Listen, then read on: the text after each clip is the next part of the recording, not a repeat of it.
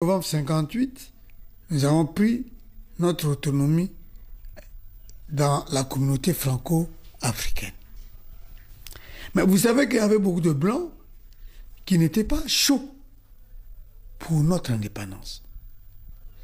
Et ils ont réussi à s'infiltrer dans les états-majors des partis politiques. Et ils vont chercher à diviser d'abord le nord par rapport au sud et chercher à donner la suprématie de tel parti à tel autre. Bon, aux élections, au Pango, sur 45 conseillers territoriaux, au Pango, on avait 23. On peut dire 22 plus un conseiller territorial qui était du PPC. Donc 23. Youlou n'en avait que 22. Quand les conseillers territoriaux seront appelés pour aller se prononcer sur le vote du nouveau Premier ministre, qui a toutes les prérogatives qui étaient dévolues jusque-là au gouverneur du Moyen-Congo, un conseiller de Kikunga et d'Opango, en la personne de Joseph Yambo, conseiller de Moussenjo, pendant le vote du Premier ministre, chef du gouvernement, ayant eu de l'argent, il faut le dire, de la part des Blancs du président Youlou. Comme quoi la corruption existait déjà à cette époque. Oui, va voter pour le président Fulbert Youlou. L'Assemblée territoriale à Pointe-Noire, il y aura l'éclatement d'une bagarre terrible entre les parlementaires. Et les décisions prises, c'est que Youlou ramène la capitale du Moyen-Congo à Brazzaville. L'Assemblée territoriale est devenue Assemblée législative à Brazzaville. Et il va y avoir une émeute à partir de Pointe-Noire où on apprendra qu'il y a eu des morts. Et le premier mort, le 28 novembre 1958, c'est M. Ignace Ewotumba. C'est un ami que j'ai eu du débutant au cours moyen. Et il travaillait comme comptable à la CFHBC à Pointe-Noire. Un gars de Moussaka. La première victime qui sera tuée par les partisans de l'UDDA à Pointe-Noire. Ce jour-là, on va brûler plusieurs maisons. Et Youlou transporte le gouvernement à Brazzaville. Le 16 février 1959, le MSA de Jacques Opango de Kikungangot va tenir un meeting au bar Bouya, à la rue Makoko. Et une délégation est dégagée pour aller voir Youlou, qui devrait, procéder soit aux élections générales, parce qu'il a eu le pouvoir par tricherie, ou élection partielle au niveau du Niari, à la suite de la trahison de Yambo. Ils sont allés, c'est le député Mpuy René qui était allé, qui était à la tête de la délégation. La délégation est reçue par Youlou à la mairie. Youlou leur dit, il n'y aura ni élection générale, ni élection partielle. Quand ils sont revenus, c'était le 17 février 1959, ils sont revenus au bar Bouya. Et bien, ils ont transmis aux gens qui les attendaient la réponse de Youlou. Et ce même soir, les gars du MSA, de Jacques Opango et de Kikunga, vont tuer 7 partisans de l'UDDA.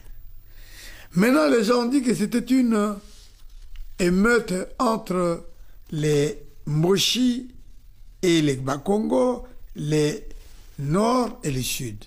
Est-ce qu'on peut parler d'une déformation des faits? Oui, il y a eu des formations, je m'en vais vous l'expliquer. je vous ai dit que c'était une lutte politique et non pas tribale. Monsieur Charles Kiba, dont je vous ai dit, est député de Youlou, parent d'Opango. Les Mboshi quitteront Wenze pour aller le tuer. Youlou l'amènera précipitamment à Bakongo. À Bakongo, André Bikoumou, c'était le président du MSA du Poul, un grand commerçant. On lui a un bar, Mondo Coco, on le lui a brûlé.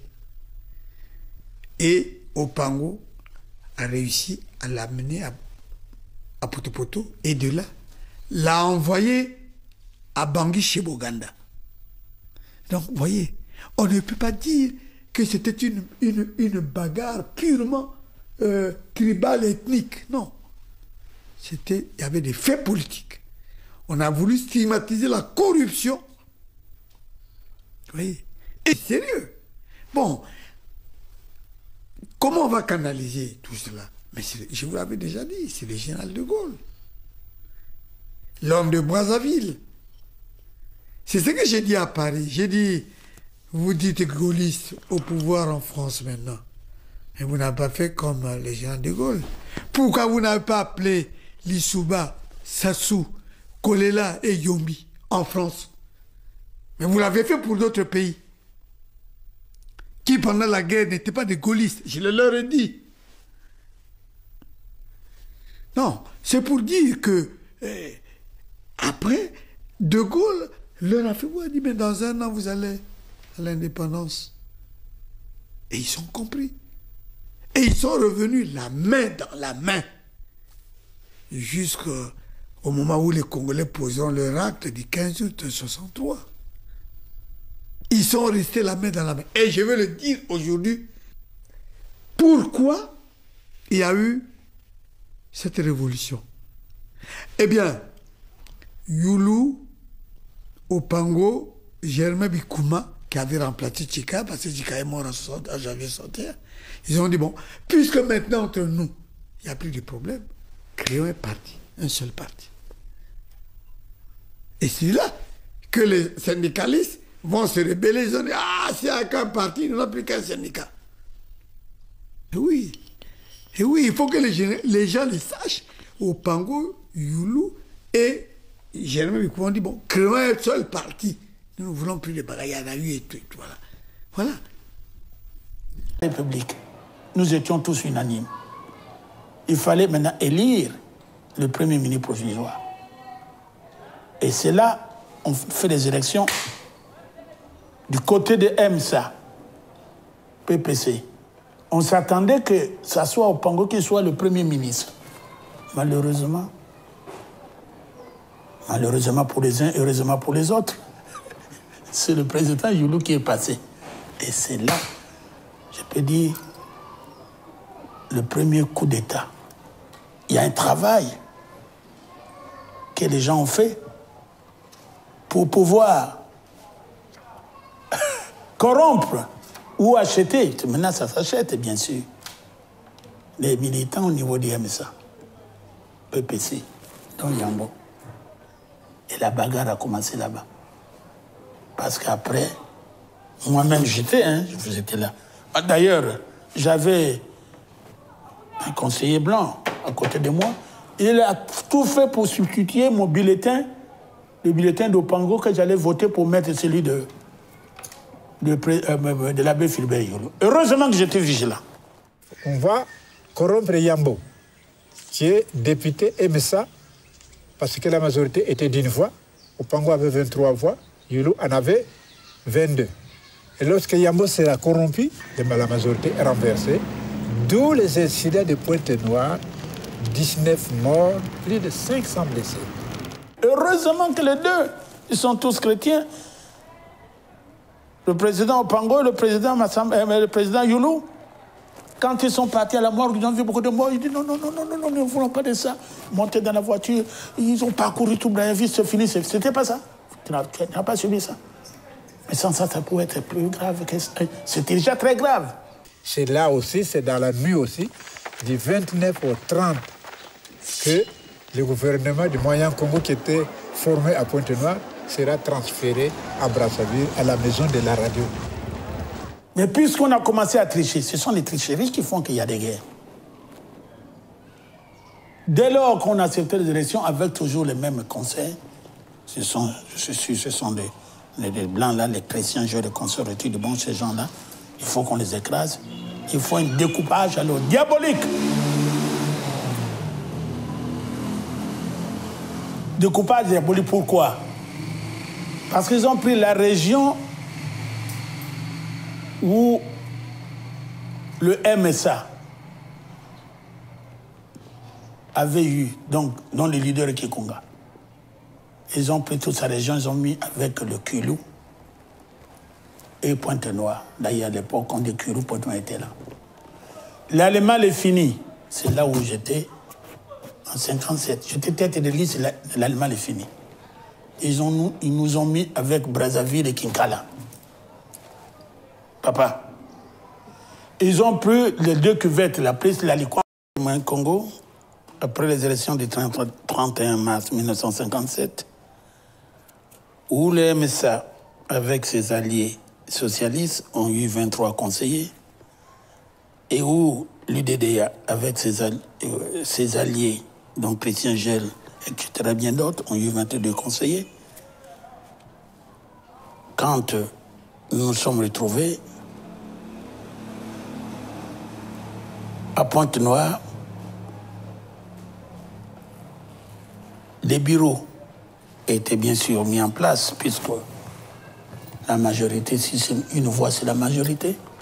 Mais j'insiste surtout que le gouvernement a été un gouvernement paritaire. C'était le temps, l'autonomie.